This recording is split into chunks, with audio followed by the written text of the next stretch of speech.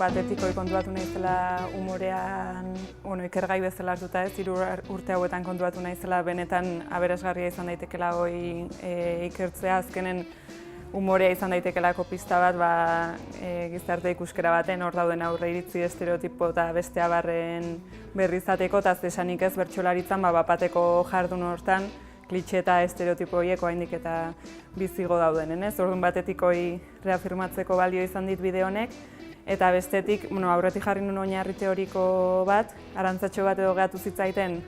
praktikan edo ze pasatzezan ezin izan ulako ikertu, eta bain bigarren saiakera hortan horri heldu diot, tarten justo bertsolari txapelketa nagusia izan da, eta orduan abagune oso nahi iruditu zait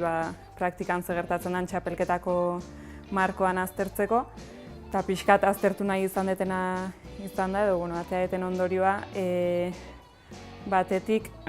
tentsio edo pitzadura batzuk sortu diala nire ustez bi norabidetan, zentzu baten historikoki funtzionatu izan duen umore mota batek, genero sistema markatutako hori indartzezunak edo sortu ditu laolako tentsio batzuk edo, igual ez dela hain onartua edo hain txalotua izan oain arte izan den bezala, hori ongo litzake batetik, eta bestetik beste aldera ere bai, ondiala saiakera batzuk, beste mota bateko umorea, igual genero sistema markatzezun horri parrei nahi ziona, edo hori pixkat irauli nahi zuna, horrek ere